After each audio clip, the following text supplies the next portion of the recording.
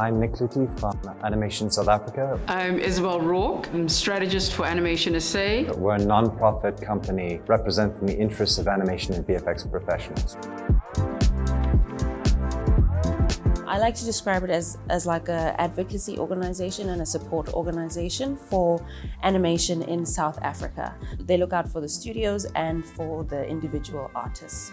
Their function is creating an environment for us as studios to be able to operate so that we can actually grow the industry as a whole. South Africa is still young and developing in terms of animation, but it's still ahead in what has been developed. And in part is because of organizations like Animation SA, because they make the effort to help you understand what's the copyright law and why you should be aware of it as a studio owner, as a creator in animation, because they organize initiatives like this where there's funding for you to be able to have the interns that you need so that you can get your job done, but also so that students and new entrants can get the work experience that they need.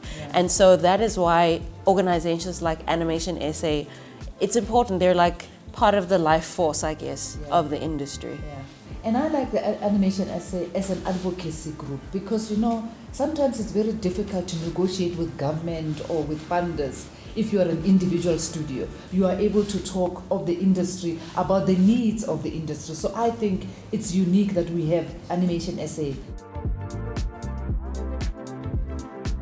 The South African animation industry needs reliable, predictable, accessible film incentives. Ecosystem challenges and blockages need to be addressed, especially those three big ones. The Copyright Amendment Bill, the DTI rebate, and export. Those three will really unleash a lot of potential. We'd be able to grow at a much faster rate. And also be able to produce content which is able to be accepted in international standards. We actually coordinate a number of export missions to key content markets abroad in order to increase market access for South African professionals.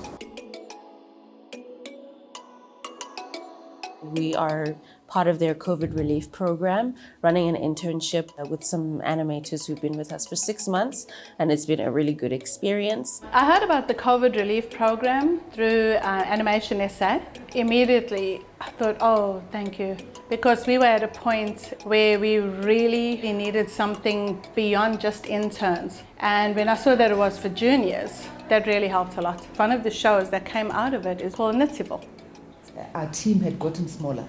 I think at one time there were 10 of us, and then we shrunk down to 4. Getting jobs was really, really hard. Like a lot of businesses were downscaling. Due to COVID-19, a number of our previous software clients scaled down on their operations.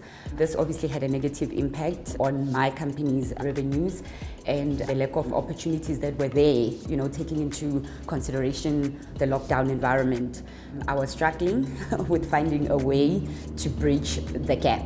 So this COVID-19 relief program has really helped us to get more people into the studio, and not only that, to increase our production capacity. So for us it has been a very helpful program.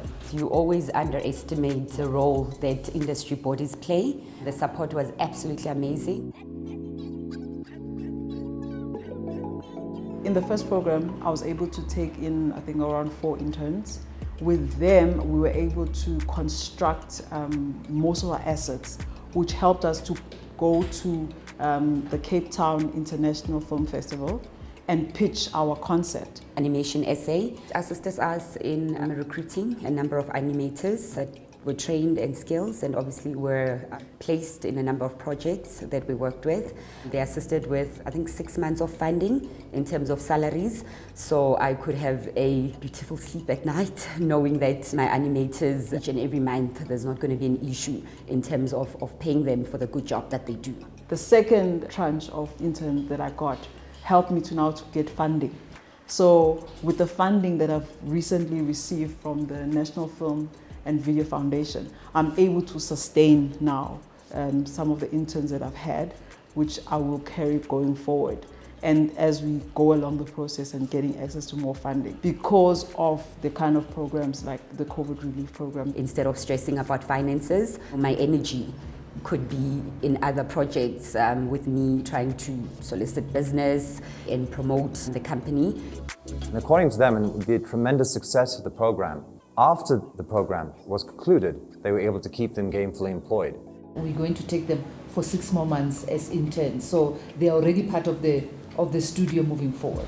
We had 5 juniors, and out of those 5, definitely 4 of them we will continue working with. I was very, very fortunate, like just to have this opportunity and exposure. I now have the confidence to go into a pitch myself and, you know, sway everybody with my words. We did calculate that for one production we needed 30 people. Imagine if we could have those funded, what we could do to the employment of young people in South Africa.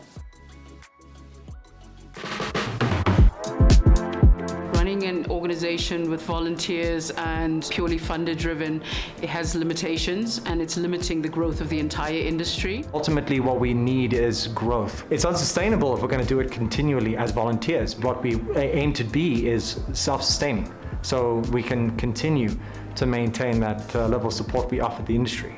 So anyone and everyone who's interested and available to volunteer their time or their attention, their skills, their abilities, whatever, we invite you into the fold. That's what it is. We just align on a shared purpose. And in terms of funding partners, fund the organizational support or various programs we have on offer. We'll pitch it to you. We'll come to you and we'll tell you what we're intending to do, and if that's aligned with your objectives, then we can help make it happen.